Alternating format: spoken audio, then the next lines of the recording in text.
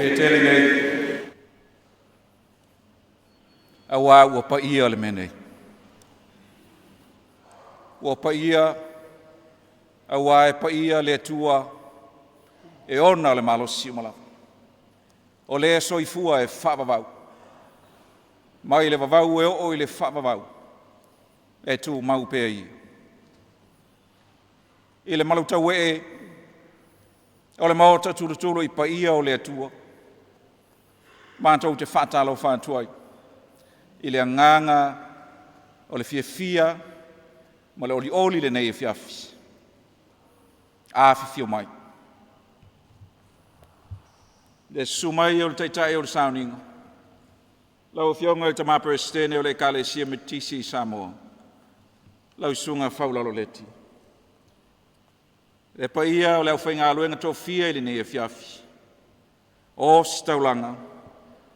A wā le tātou whaasifonga, ala tātou atunu ui luma o le atua. Le fio mai o lau fionga I le awa malu o le malo ma lau misiofo.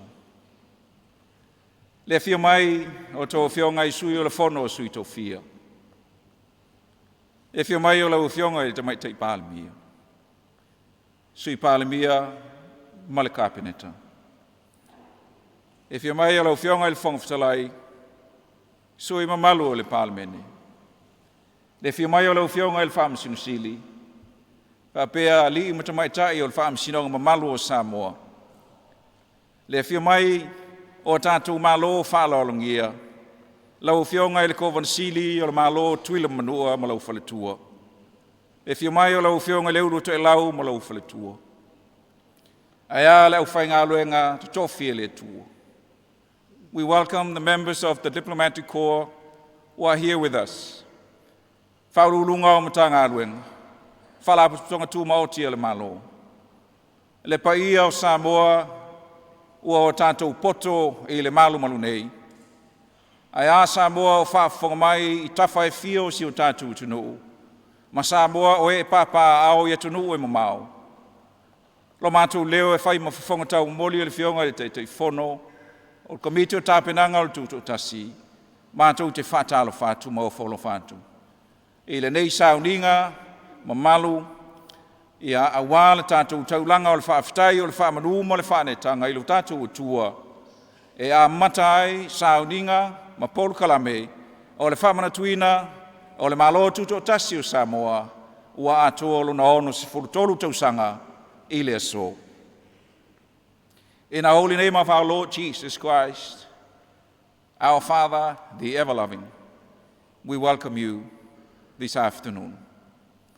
We welcome you to the first program of the celebration of the 63rd anniversary of Samoa's independence beginning this afternoon with the Thanksgiving service. Greetings to the members of the Diplomatic Corps, and special greetings to our invited, esteemed guests who are here with us this afternoon. E a tau le avatele ma le whaalolo te tauai o te tāpai lau sunga le taitai o le Sauniga mo le amataina o le nei Sauniga. Lau sunga whalolo.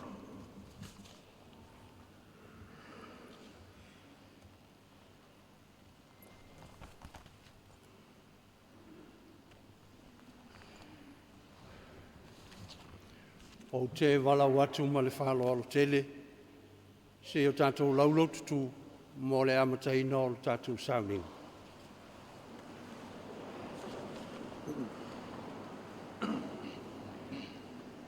Ai le lei ona silasila I le tātou politini, o lo iai ia le tātou wala au tāpua I whaifatasi. O le mea lea o le a tātou tāpua iatu I le atua, o le alii o lou leo mamoe o ia.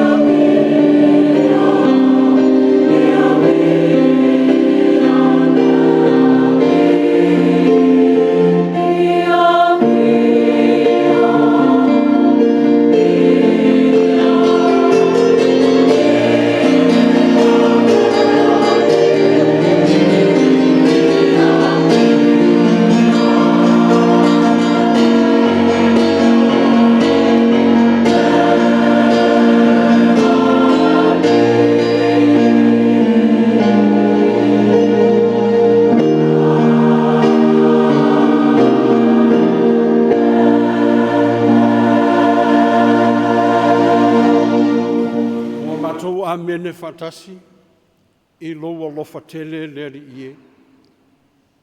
Aua mātou te talo lava whamule mole nganga pa I ai. Ma nawa maia mō loua tunuu ai mai se o le nei Sauniga. Ina se ia mawhai o na mātou whaia o le nei tapua inga I te oe I le nganga atoa ma le whamaoni lava. O lou suafa Iesu o le mavala au tuai. Amene. Amen. O le pese ua saunia il matanga luenga o whamasinonga ma mata upu tau whamasinonga. O le vi inga o le atua o le e whakasa e se lau hiva sifuru. Le whafafonga te tāloe ina e sila mai ia te I mātou o ifo nei ma talo ia te oe. Se lau hiva sifuru le pese tātou te pese ai.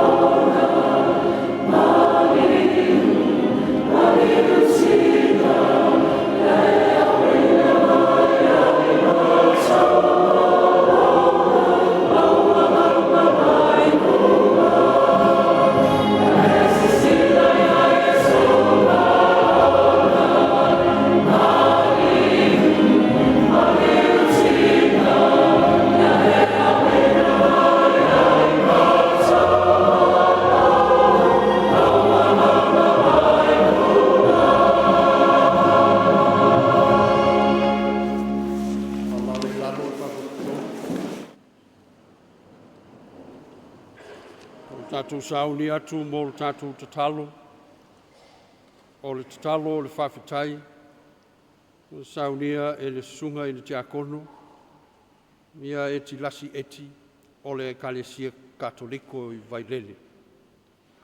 O le tatalo o le Fato e Senga, o saunia e le sunga ia Ioane Tupō, o le sea o le Sinoti, o Polu Sasae, o le Ekalesia Metotisi o Samoa.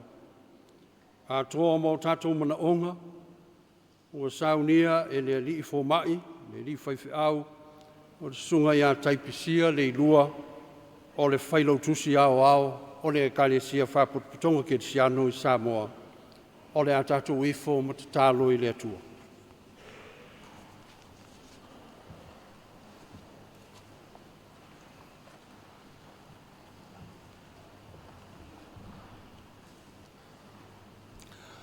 O le talo o le Faafetai, se o tātou tatalo. Ke riso e mātou te ifo ma Faafetai atu i a te oe. A waulau kolu se pa ia na e whaolaina, ma whaasaulo toi nai le lalulangi. Faafetai tele le atua, o na o le taulanga lea na e tāpenaina, lea ua manuia ai le lalulangi, ai maise ai se o mātou atunu o Samoa. O le aunga nao au te, o le mafuta ai o lau whanau i le nei a fiafu. Se o mātou o mai e momoli la palapa o Malo, masula Faamanusina langona ma le anganga o le Faafetai. I le taulanga na e tāpeneina, e ala i lo walo, o le saulo tonga o le lalolangi, a o se whamanuianga foi o Samoa i lona TUTOATASI. A wale saulo tonga o na tangata ma lona Malo. O lupe a sa vau e ses, au lea ua fui fatasi, o na o loa lofa moni i si o mātou atunu o Samoa. O lo mātou tofi, o lo mātou whasinomanga, o loa lofa lea ua tū matila, ua tū mawalunga, ua manuia ai le folaunga Samoa, mai lava le Tausaga ma le aso, na tapule ai la ua fio, e tole matu pala o Samoa, e avea o se atunu TUTOATASI, e pulea lava e ona tangata. Se iau mai le nei aso, lea ua ono sifun malitolu Tausaga o lana whātama soali inga. Se ua tepa i ula, ua tanga i ula, le tangata whātau wā. Tau iai na mātou whape atu, se ua malie o, ua malie Malo, sa o whalale lei, ua malie le loto, ua malie mata e vaai. Ua malie le papa i ngala, ua malie le whātolotolo ngā tamu, ua malie le maunga i kolokota, na utu vai le toto o le whaontanga. Faafetai, Faafetai, Faafetai, Faafetai tele le atua o lau pulelea. Faafetai tele lau whamunianga, i le sio manga o Samoa, ua manu i aile ngata i whale i le Samu. O tua maota, malawa, se ia pā ia le tua sivi, o le vani monimo mo le ea le lei. Faafetai tele le musumusunga alo wanganga pa ia, mo nisi o atunu o Malo losi lo lantou ta mau ainga. Ua fesoa soani Malo lofa mai, i le taimi e whale tonu ai, le ta mau ainga o si o mātou watunu. Faafetai mo le ola sa loto ma le fia, i si o mātou watunu u i ona tangata. Ona o le wheau o le tala le lei, ua whaakerisi ano ina ai Samoa. Faafetai lau musumusunga pa ia, i tai ina e tutofi, tai si o mātou nuu i le nei vai taimi. Ina ua whale i lau finangalo pa ia, o lātou manatu malangona, ua ta oto ai langa tonu, ni o lātou vaivainga, ma fe ese inga, ona o lātou manatu whaari tangata. Ua mauai pēa le file mu, ma le tō fi malia o Samoa. A wā le mea moni, e tā aloa tama au le uso. A wā o lou lea fina ngalo, a o se mana onga whaiva vale o taita, ma tua ua tā oto mai tia sā, ma malai, ua whai langi le turi ngasia. O i lātou sa taua saina le ngasu o le taitai au, a wā le tā penanga mo se TUTOATASI o Samoa. O lo lātou manaonga, ia soifua maola Samoa i le whialufani. Faafetai tele le atua i lo alofa, o lou anga le lei, a wā ua inu malie Samoa i mea le lei ma mea silisili o na mātango fie, wa e Faamanatuina ia Samoa. Ia vi ia ma Faamanatuina lou lava suafa silis. Lo mātou atua tas tōru pai. Le atua le tamā, le atua le alo, le atua le anganga paia e whawai ai Samoa. O la mātou te talo Faafetai lea, e la atu i lo walu, o Yesu Keriso.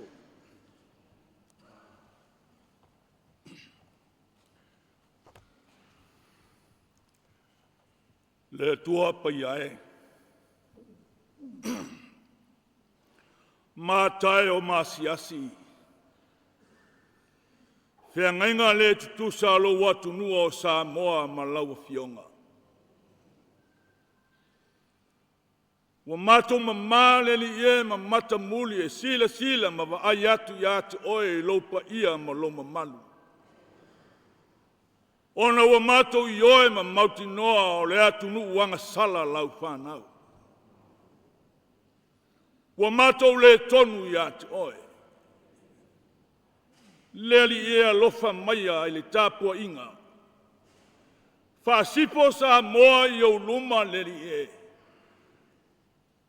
A wā o se atu nuu wa le a toa i atu oe. Le atu ae. Wa mātou si pēa le tā i lau sila whangapa ia. Wa whātata e lunga foi upu o le whāwae o lou atu nuu ono o mātou mana o ngā lasi le li ie. Wa whamali ai o lātou fina ngalo mo mātou loto, ai ua tuu le mea e te fina ngalo ai. Le atu ai whama ngalo Samoa. O lou wang le leima lau whāsoa, le li ie wa mātou le tutusa o na mātou whātinoina. A wā wa mātou pule poi le li ie, wa pule whale tangata ma whale ainga. Le taita inga o mā lolo e kale sia o nuu ma o mātou ainga. Wa mātou te se lava i ate oe. Wa mātou le whātino la wami o tonu o mātou tamā. Ai wa mātou manatu ane lava wa tonu le tangata i lono fina ngalo mo ona manatu. Peitai wa whaile nā maala wa mātou se ai.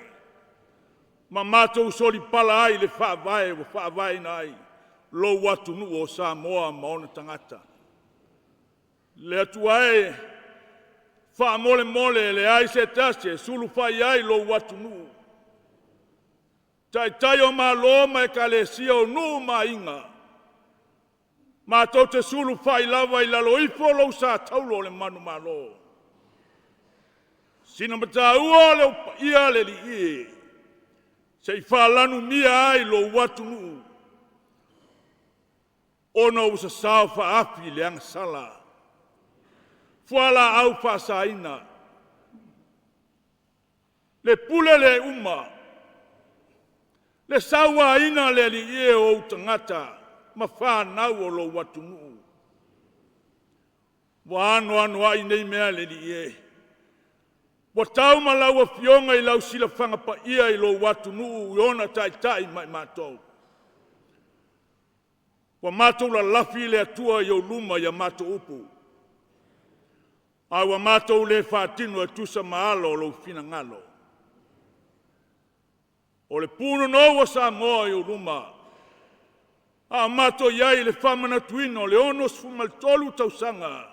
Talu ona vea ma Malo TUTOATASI e anga sala lau whanau. O mātou wole le atua. Ma mātou whamaua lalo lava ia te oe. Ie lofa whamamā le i whonga Samoa. Whamangalo lo watunu. Ina ia mawhai o na mātou Faamanatuina le onos fumaltolu Tausaga o le nei TUTOATASI. Ina ua e whapa ia ma e whamanuia i lau whanau. Talia maia la mātou whātoe senga. Ma la mātou whamaula longa le lie. E ala lava ia Iuskeviso lo mātou o li ima lo mātou whaola. Wa mātou ta talo atuai. Amene.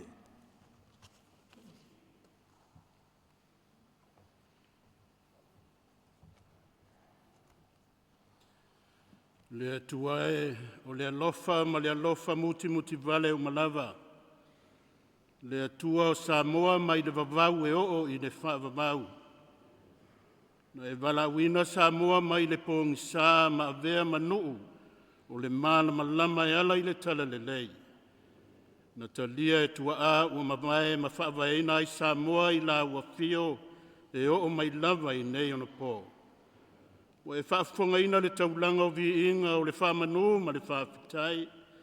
Ua ifo fo'i ma to ele i au luma Samoa o na oala o le anga sala ua fia iai o na tangata. Peitai ua mātou wha tua lava i lo ua lo fatu noa e ma ngalo ai Samoa i le toto pa ia o Yesu Keriso. Ua mātou wha lata atu i le ava ma le mingau e te tawai. E wha nou manu mo Samoa ma o na tangata i le nei fo'i Faamanatuina o lona Malo TUTOATASI e ono se fulu ma le tolu. Ua luta le tai o upu whai o le Malo, ma ua le mawhai o na toi alofia fianga onga o le fōlaunga Samoa ma ona tangata. Peitai, o loo maupea le to vai o le soifua whātua o tangata, o loo mafuai o na savei o lo pea le seunga matadia lupe o maunu. I lau fina ngalo feta lai e ala. I au a fionga pa ia ma le mana o whaalinga o ufufonga mātango pie. E ala i le ngālu e ngalilo le nganga pa ia. I le soifua o Samoa ma ona tangata. Whamanuia tai o e kalesia ma le nofua e kalesia ma tāpua inga umai Samoa. I atu maua lunga pēr le tana le lei o le whaolatanga la ufio. Mo Samoa ma ona tangata whaatua toa uma. Whamanuia i le au mamalu o le Malo ma le masiofo. Ia utu pupu mai le langi le tō wha awa le tausio mamalu o le atunoo. Whamanuia i a fionga i sui o le fono sui tō fia ma wharetua. I whaiva whenga iai le soifua foina mo le atunoo.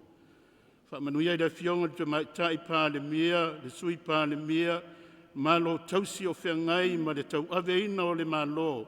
I le nei mai tau whaingata o le ngase a Malo o whengai ai ma le atunoo. Whamanuia i le fionga le whamasino sidi ma le ofisa o whamasinonga. Le nofo amatanga aluenga le Malo ma pisini situ ma oti umai i Samoa. Whamanuia Samoa atoa e le ngata i Samoa nei a o i tu e fia o le lalolangi. I pūlenga li ima whai pūlea whare tua matausi o au matama i tai. O au manga matai tō lua o tū pūlanga o tama mateine whapea whana witi. Ia whatumuina i te tamau a inga o loa lofa tū no a tele mo Samoa. Ona ele malau whanua. O mai tafe ma vai tū loto o vau matua o whatoanga. O mea o la uma ma mea whawhanga.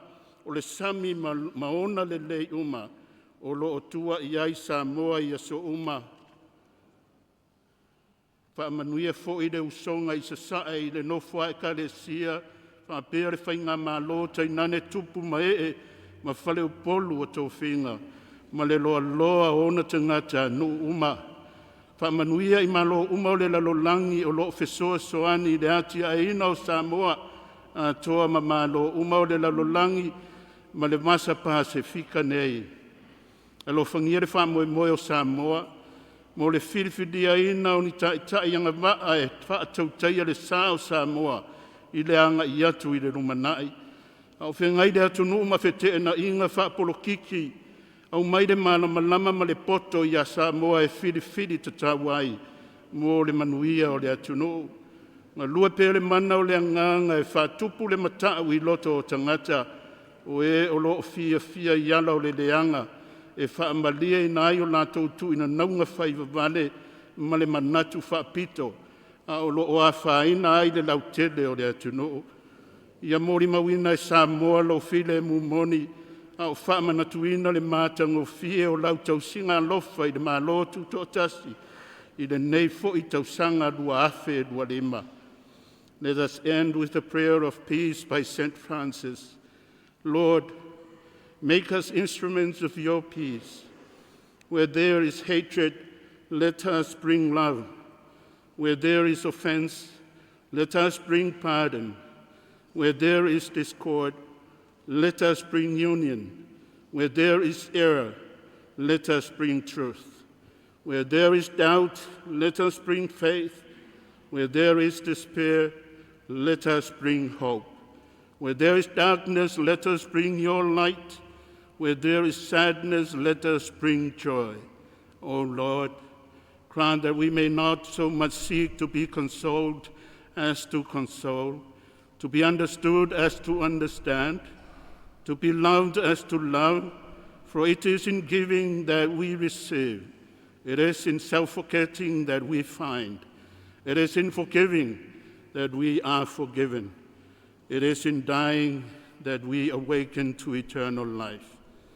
Whetalai maia mo Samoa, mai mātou umai ala ia wa fionga folaina, ia tatala ina fo ila mātou whalongo, ina ia langona ina lo finanga lo tonu, ia la e manuia ai Samoa mo nei māta e ao. O tatalo ia, mātasi matatalo lilo I le loto le tangata la vaia, e tu ina tu uma ina ia whaia I ai lo finangalo, ai awa lava o no so mātou whatawa nau.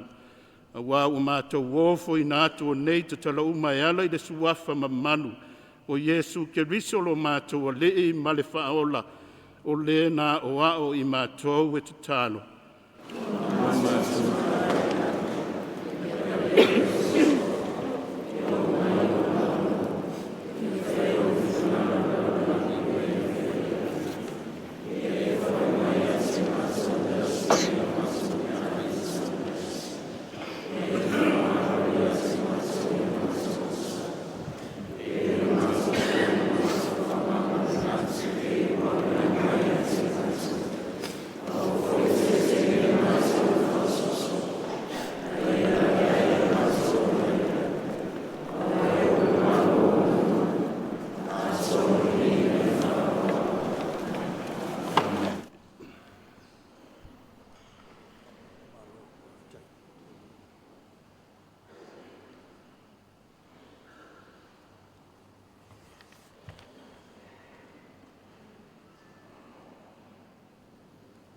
Le a tātou toi whai le pese, o le pese ua Sauniga, e le pūlenga o whelau inga I le lau ele po le LTA, o le pese, o le vi inga o le Kalisia Katoliko, a nganga pa I ai.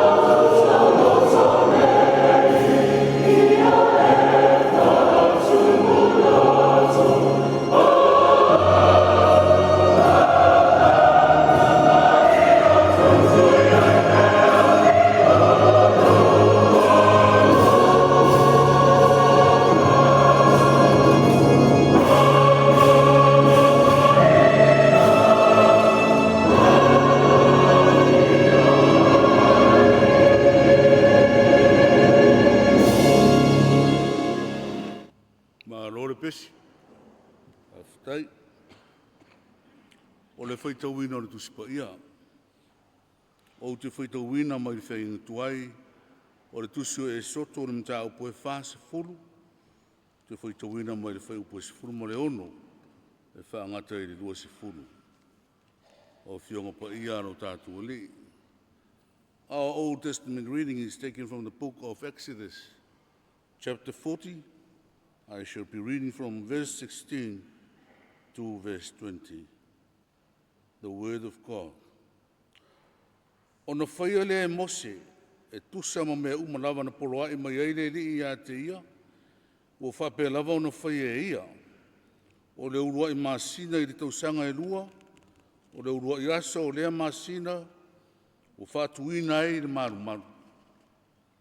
O whatuina e Mose o le maru maru, o na tuu foi o na lango, ma whatu o na laupapa, ma sulu atu ai o na whaalawa, ma whatuina o na pou, o whawhola fo i le ufiufi i lunga o le maru maru, ma whae e le ufiufi o le whale whita whae i o na lunga, e au pito o lunga. Whape o na poloai mai ai o le li i a Mose, o ia ave fo i ma tuu papa maa o le tūra whono i le atola au, ma sulu atu amo i le atola au, ma whae e no fo le alofa i lunga o le atola au. Mai le whainga fau, o te whaitawina mai le tusi o Evangelion tusi e Ioane le mtau pa se forma fetu, o te whaitawina i nai whai upu. E le whaapito la utatalo mo i lātou nei. Au i lātou fo e whātua tua ia te au onora lātou upu. Ina ia tasi lātou uma whapei o oe le tamā o i tu tonu ia te au. O au fo i o tu tonu ia te oe. Ia tasi lātou i tu tonu ia te i tā ua. Ina ia tari tonu le laro langi o e au wina mai au. O le mamalu fo i o e foa i mai ia te au o foa i atu ia te i lātou. Ina ia tasi o i lātou. Whapei o i tā ua o tasi. O au o i tu tonu ia te i lātou, o e fo i tu tonu ia te au. Ina ia whātoto ina i lātou ia tasi. Ina ia i loa e fo i le larolangi, na e au wina mai au, ma e alofa mai ia te i lātou. Whapei o na e alofa mai ia te au. Lou ta mai, o lou loto le nei ia te i lātou, o e fo ina mai ia te au. Ina ia lātou whaatasi mau i le meo te iai. Ina ia lātou wa aia lou malu, na e fo ina mai ia te au. Au au e alofa mai ia te au au le i whawaina le larolangi. Le ta mami o tonu e le i loa oe le larolangi. Au au i loa oe, o i loa fo i lātou nei oe a wina mai au. O au wha i loa atu fo i lau suafa ia te i lātou. O le a au wha i loa atu ai fo i. Ina ia i tu tonu ia te i lātou, le alofa o e alofa mai ai ia te au. O au fo i tu tonu ia te i lātou. Whamanuia mai le nganga o le tua ia nā whionga whaitau wina o le nei a whiafi. Mai e tū mau pēno na suafara i ngai whaawa waurava. Amen.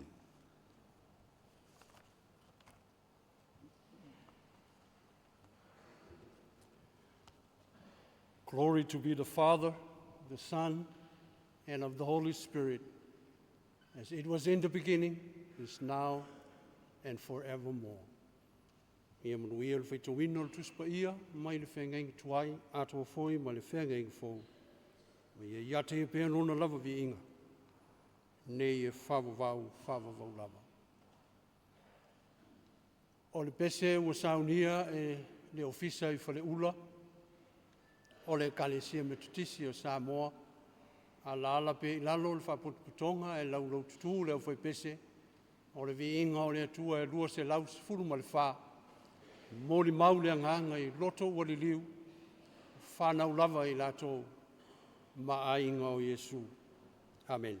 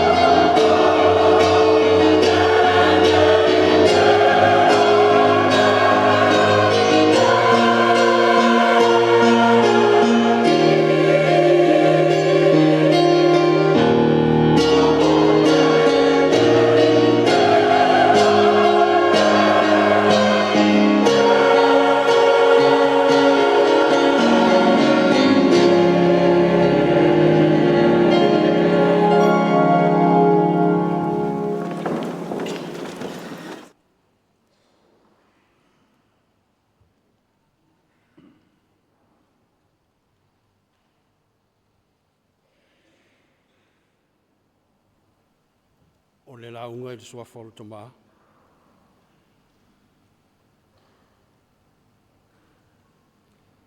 Le alo, ma le angang pa ia.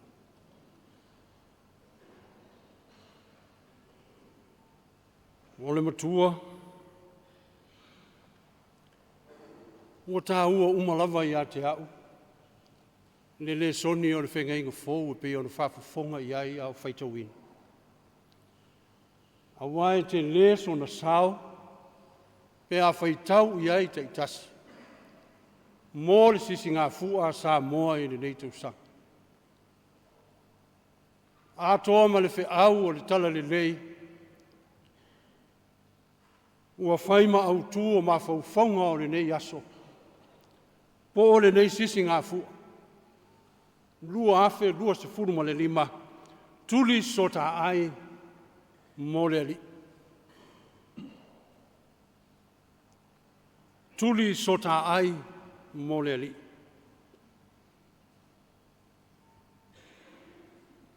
The text is from the Gospel of Jesus Christ according to St. John, chapter 17, verse 22, and it reads, "And the glory which you gave me, I have given them. This is the unity and glory,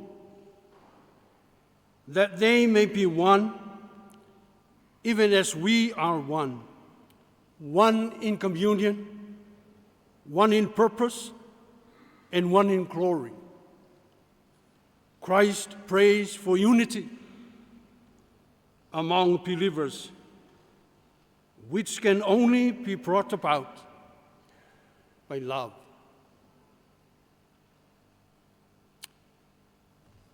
Ua lewa ona o manatu natu, po le a se whiau ma se launga pe whapewhefo ona whai se launga o le neisi singafu.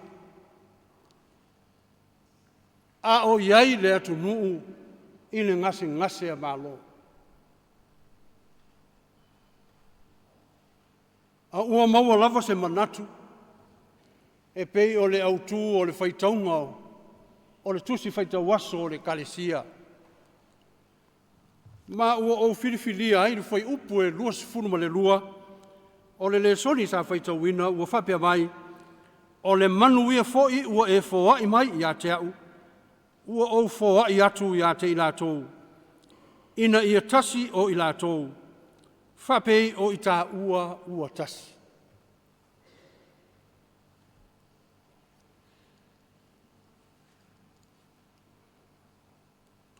O le tatalo lea wha apostolo a Jesu. O le tatalo wha o si taulanga a Jesu Keriso i lona tamā.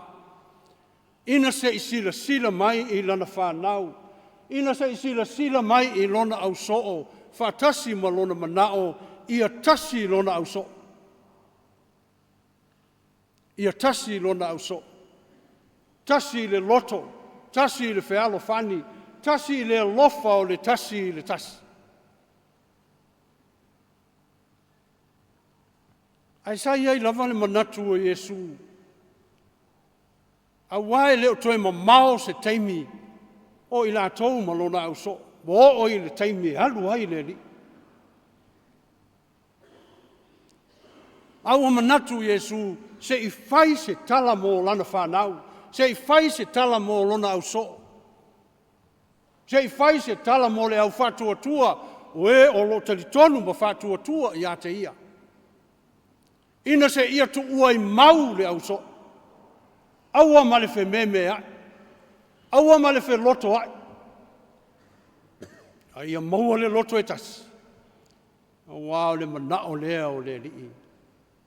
Mo lona au so.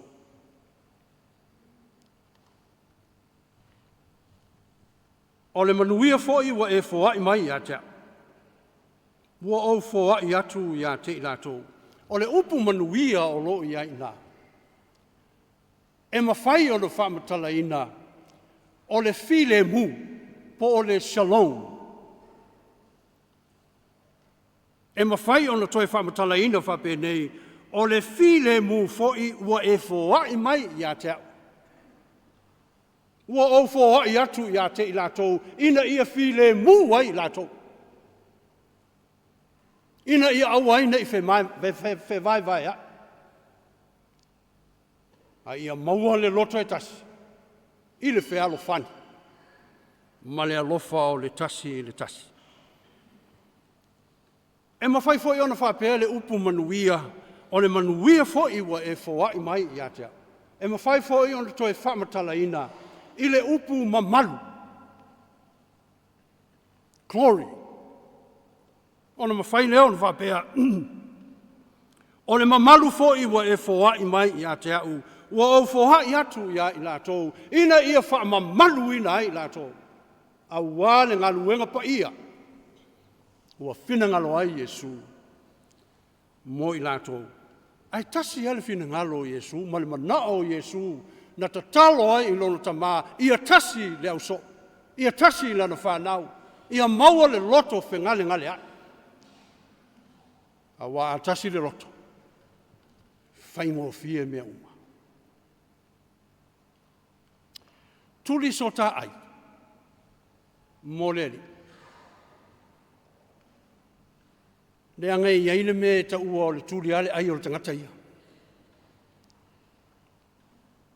A o le aso fo ina nei, e toi mafau fau ai oe. E toi mafau fau ai tātou. Ai maise i to tonu o le pāle mene o le atunu. Le aso e te toi manatu ai oe. Pesa e tuli ai mo le atunu. Pesa e tuli lava lou ai. A le winga lea o le wha moe ma le fina ngalo le li. Tuli so tātou ai a waltapua inga. Waltapua inga le atu nuu. Lai wha longo wa lei loa po fetu tu ai. Wala tu lei loa po fele me sao au fele me se. Ai a whai tātou te tuli ai. Mo le alii o lo tapua i ma lala i le matuatala. A whai tātou te tuli ai mo sa moa lai tapua i mai. Matatalo mai mo tātou. Maua leo le tasi whealo whani. Maua leo le lofa o le tasi i le tasi. Ia ele inisi tala e toi whaia ua o le ua whata apel pali me. Pela e toi whai atu sisi la unga e toi mauai sisi mea e toi wha mahu popo ai. A o le whi au mo oe Samoa. A o le whi au mo tātou. Tuli so tā ai ia tasi le atunu. Ia tasi i tātou. Wao le fina ngalo moni leo le atua mo lana whana. Whai mai Yesu. E le wha apito lau tatalo mo i latou nei. Oi i latou nei. O lona au so. E le wha apito le tatalo Yesu na o lona au so. Pe na o e tau iai. Ai sa wha fua lana tatalo mo tangata uma. Mo e fia ai mo fia feinu. Mo e matitiva. Mo e mamai. Mo e fia maua le fisosoani. O te manatu lava. O le tele i o tangata e whaapitoa latu te talo. Ia te ilo e pea no whai atu. Whamaruru atu fo i le Malo. Ai mwese o le parliament. A tele atu ni au tala. Ia ua uma. E le sisi me toi whai ai au ngā. O lona tā ua le tātou te toi vava ai ai. Toi fotu ai ai tātou mo le numalai. Ma o le au foi le nā Samoa, mō tātou le nei a fiafi. O le sisi ngafu, o le aso o le oli ma le fia. E leo se aso e whanoa noa ai, e leo se aso e matafasia ai. A o le aso o le fia ma le oli. O le aso e Faafetai ai i le atua, ona o le saulotonga. O tātou mātua, o e ua mua atu, sa latou fita. Sa manua. Ta o lava ina mali liu. Se ia maua e oe maa uma I tātou uma. Le saolo tonga. O lo taufi. Samoa. A vea ia le ngase a Malo. A vea ia le ngase a Malo. E pei ona tū lai mai le atunu. Tātou te saili ai Malo. Saili ai Malo, saili ai mele lei. Tuli ai so tātou ai. A wale tapua inga Samoa. I au no whai atu. E le toe nanea se tala. I mea ua tutupu. E o te manatu. E o lava I nisi o whai pule. E o lava I totonu o le pale mene. O te tonu sa whaapito lau te tala. Sa e manatu lava oe I a te oe. A le pongai foi leo le whe maumo wai. Mane le maua se tasi whe alofani tu tonu o le maota o le atunu. A wai tele o mea sa whaapito o na whai. Ai tō te sirafia. O le manatu whaapito. O le pongai leo le angasala uma. Selfishness is the root of all sin. Manatu whaapito. Le manatu lea sai sai la wari fo ie to rua sa o le malu fata o to Yesu. O le tusi upu ma le au lafo. Wau tau si la fia le tusi upu o le tangata o fafo. O le tangata e pauale mea e nau ia ia I loa mai e le lalolangi ia. O mea uma e fai vi inga. Fai mai lana tatalo I le atua e Faafetai wa o le pei o le nata ngata angasala. Manatu whapito. Ai tu ma mau mai. Le au la fonga ma whapea mai. Le atua e ma pōpōlo na whatawhata. Whamole mole whamangalo mai au le tangata angasala. Fai mai le upu a Yesu. Ina ua foi le tangata le nai lo na fale. Ua tau a mio tonu ina. Ua le lei ma le atua. Leisi le mea e le maua e le parlimen. Pe ano fai atu. Ia le la fai lava upu wa ua uma. A leisi le mea e le maua e tato. E le I loe leisi tai o na luifo I lalo. Tato te le I loa o na fai le faiva. O le wha mau lalo ma le loto mau lalo. Ale mea foi lea sa tupu fo. Nei lo le Yesu I ona so.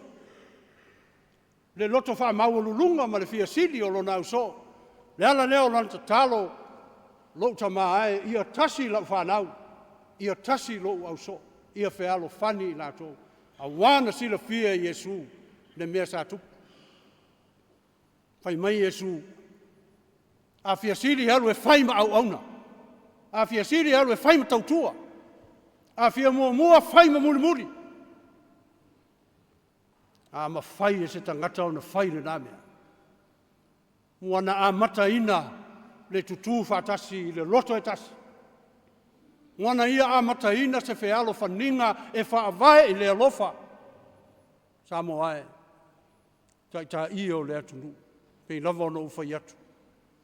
I le isisi mea to e whai. A o le whiau mo le nei a fiafi. A vea le ngase a Malo. Tātou te saili ai Malo. Le lumana I le isi whiriwhiri. Saili ai Malo mo le manui o Samoa. O le sisi ngā fua o le aso o le fia.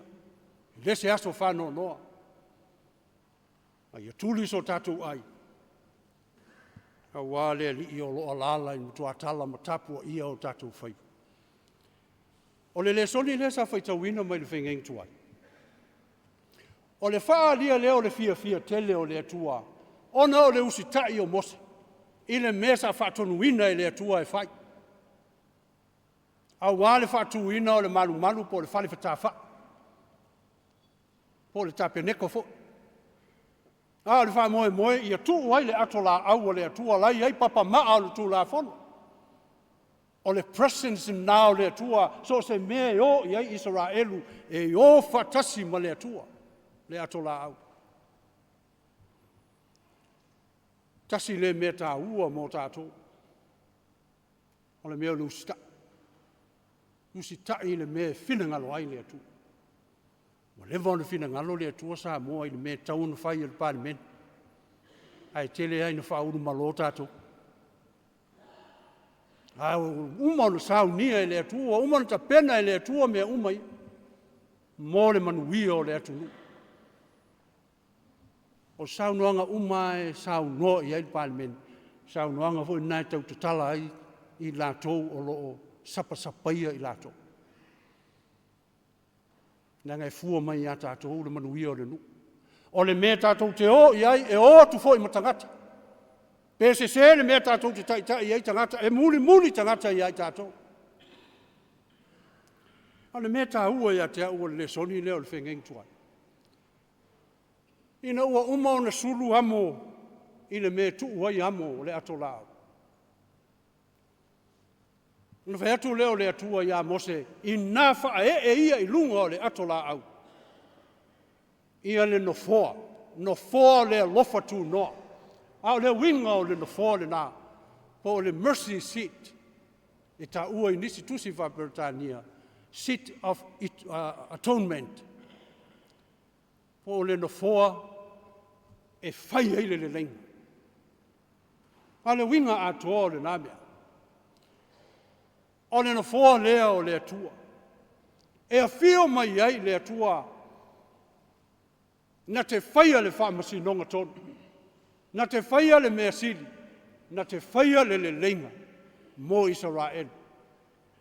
A o le lenga fo le nā. Whinangalo ai le atua na te whaia mō Samoa. Mō tātou umalamu. Wo i le taimi tātou te tatalo ai le atua. Ma tātou wala au le atua e a whio mai. Se ia lala i lona no foa. Le no foa le alofa tū noa. Se i whai le ami o tonu. Se i whai se le lenga. Se i whai a tasi tātou. A wā o lona whina ngalo lea. E ia le mea o manatu lava e tā ua o le mea lea. O le atola au ma le malu lea whitawha, whale whitawha. O le whamoe le atua e tuu iai tu tonu le atola au le iai papa maa o le whengai. Ai, o le mea ua ali e ni mai. Ua manatu ia le atua i le tele o mea whainga tā sa whetaia ina ma le nuu o le atua ina ua o ese mai wala taimi lea i le whengengi tuai ua o ese mai Israelu mai ai kupito. O le tele o mea leanga sa whea ngai ma mose sa tau aia e le nuu. Ai mai se o upu ai a foi pe upu e fai nei tai. Sa so ona lafo i le au ona le atua. O le tele o upu matanga. Sa fai le au ona le atua. A le mea sili ona o manatu lava au iai. Sa usi tai pe mose i le mea ua whina ngalo ai lona matai. A le winga o le mele. O le awa noa lea tātou te tūai i le atua o tātou manaonga. Se ia whio mai na te saunia le lenga. Mō lana whanau ai maise o Israel. E iei le winga tā ua o le upu e soto. Manu le tate iei pe le e soto. Exodus. Exodus e sau mai le upu exit. Alu ese. Alu ese mai. O le winga lea, o le upu e soto. O le upu tātele po o le winga tātele lea. O tātou manino ai.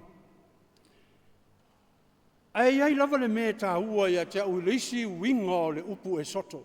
A ai nei i le whai upu mua o le soni. O le tusi leo e soto. I le whai upu mua lava. O lo iei upu whape nei o ingoa. The names. And these are the names of the children of Jacob. Tā ua i o le mea lea. Samoa e lea tunu pele. Leisi lei tu tā ua o le soto. E whaitau uma i lātou sā o i aiku pito, mai lātou sā o ese mai aiku pito. Whaitau uma i lātou pei lava o le tala laia. Au o umanatu fo i e whapea lava tātou. O lea ua wha malo o lor pāle me. Ei ni ngalo ia te utou. E whaitau wina utou. E whaitau wina oe. E whaitau wina au. E whaitau wina tātou. Po le ala o mea sā whai le pāle me. Po le ala o mea sā whai le atu numa le tāpua inga Samoa. Pesa e tau solo mua. I mea pe o na ali ali mai nei o na taimi. Nisi le me tā ua ai ata. Le winga o le upu e soto. O i le taimi tātou te la ngona ai. Mawhau oi ate oi. I le ngata ia i tātou i te tonu o le parliament. Ai wha pia fo i ia i lātou o lo sapasapaia vaenga wha upu whai. E whaitawina fo i oi. Whaitawina oi upu mamafa. Upu mata ngā ma upu ro tātou o whaia. E o ai le social media. Upu mata ngā. Whaale anga ina ai le tamali i anga. O tātou taitai. E o ai a li whaipule. Ta māma tina. Ua matua whaale anga. Wa lewa ona ti ngā ina Samoa e ati aelo na Malo. A si tamai taimi lava. Na matua masofa ai upu. Masofa ai whamatalanga. Maafa ina ai na Malo Samoa. Wai e tātou te o ia. Wo i le taimi tātou te vala au i le atua ia fio mai i lona nofo ali. Ia fio mai i lona nofoa. Nofoa o le ami o tonu. Na te whaia ai le whaolo tanga mo tātou. Samoa ai, le atu nupeli. E le ngalo lava ia tea. Upu o se tasi whatu pesi. O le li o whafo ma le tia maa. Sa ia whatuina ai le upu o manatu e wha uma ai le la unga o le nei sisi ngafu. Whai mai upu o le pesi, ta te moe ala ai. A o aina whaia ia me ua o ona. Samoa ai le atu nupeli. Tātou ono sai le o langa. Nei mama tele lo tāwa. Ai le aiso u leo e wha mawhana whai. E o lava fo ia te au le whaife au. E whaitawina. Whaitawina mātou. Pesa wha pito la mātou te talo. Ua mafu ai ia mea. E pe o na ali ari mai. Tā ua le ngoa. A wai whaitawina oi. Whaitawina. Whaitawina tātou.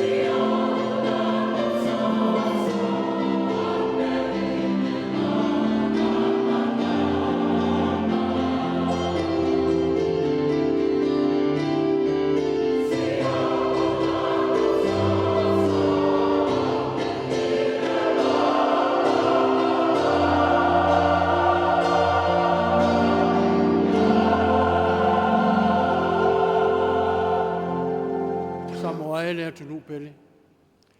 E mama ea ia te oe le toto o tatou matua ua mawai. I lātou sa lātou wasaina le saulotonga o Samoa. Lo lātou soifua sa whatawhea. E mau ea. E mama ea ia te oe. E mama ia te a. O le aso, sa whaamanatu ai le tino ma le toto o lo tātou wali. E mama ea ia te oe le au whatua tua. Le toto Yesu Keriso na whaamalingi ina. Mō le sa o lo tonga o tātou uma mai le lo loto o le angsa. Mama ea ia te oe. Whai mai upu o le pesi. Whauta i le whaola lea. Ua whaasa tauro ina mai. Mō e ua pupua ngā. Se ia lātou wola umai. O le a tātou laulau tutu whatasi. Mō le pese ua Sauniga le au whai pese.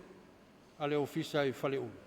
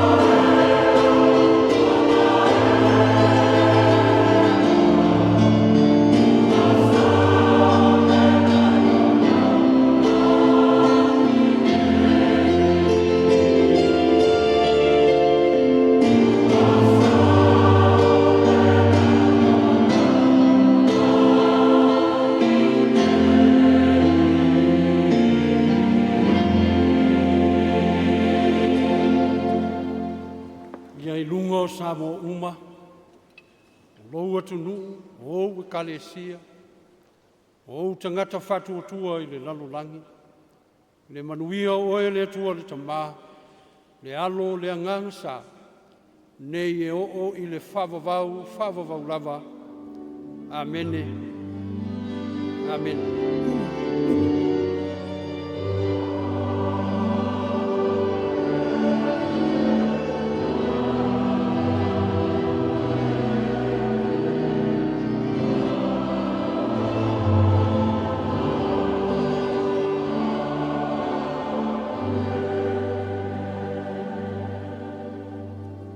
Alala mai lalo, Faafetai.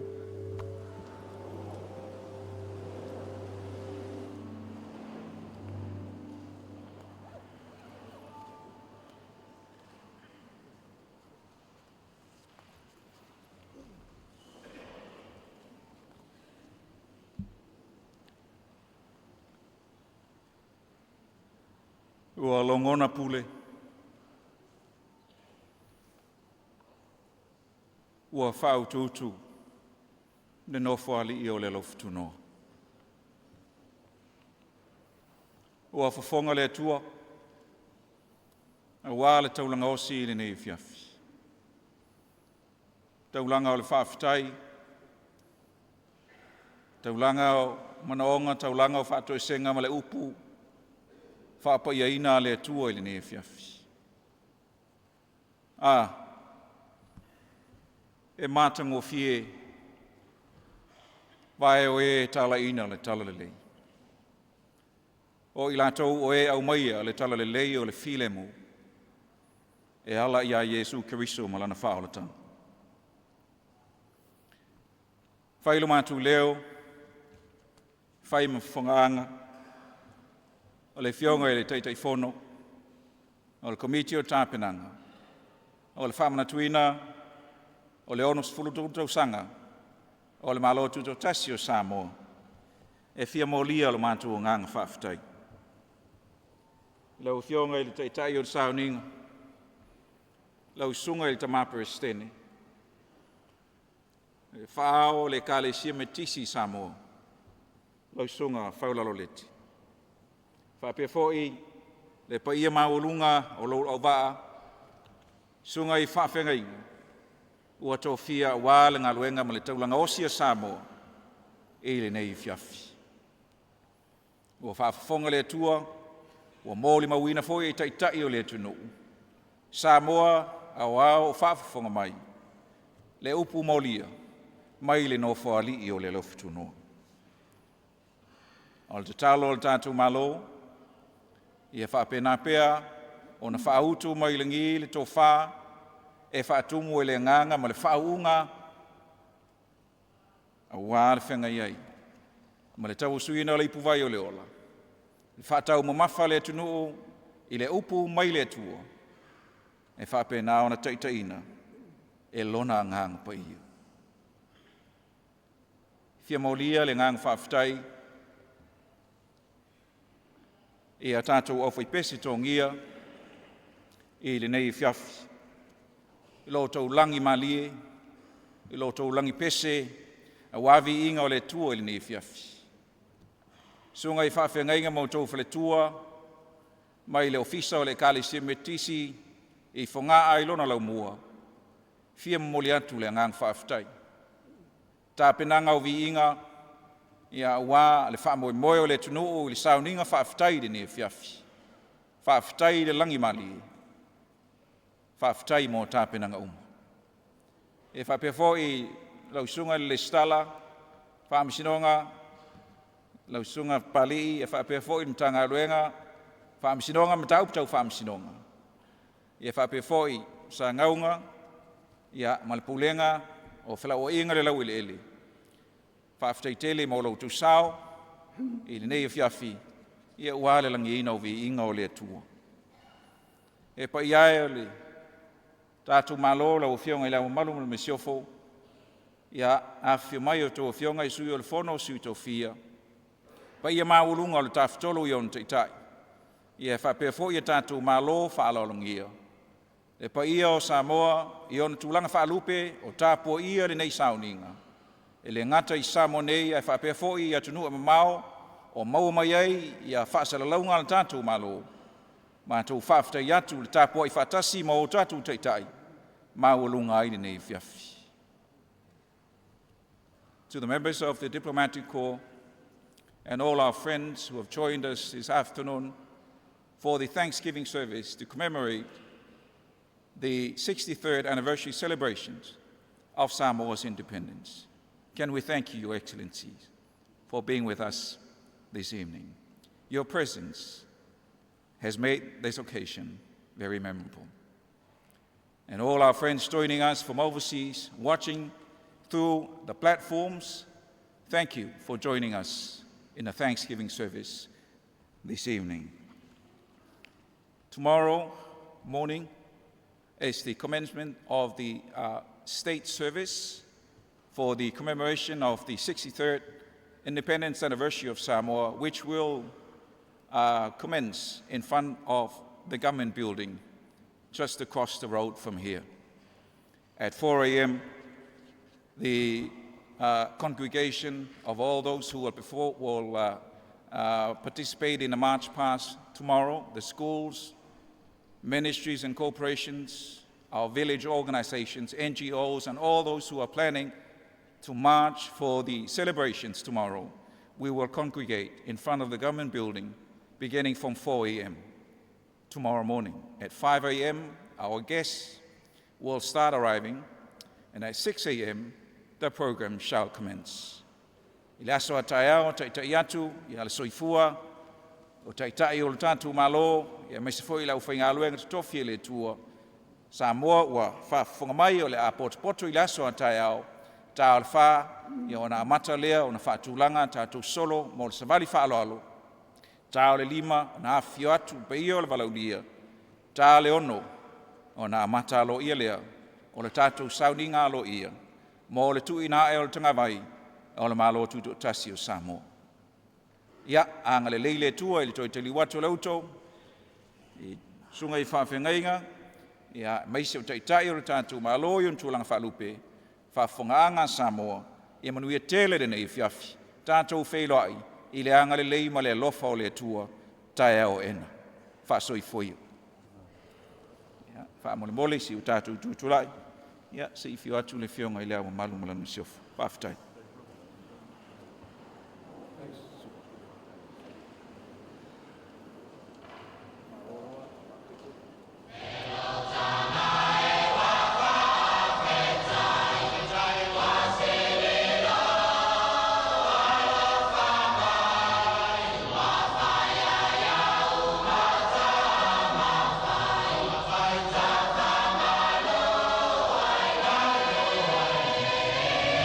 Oh!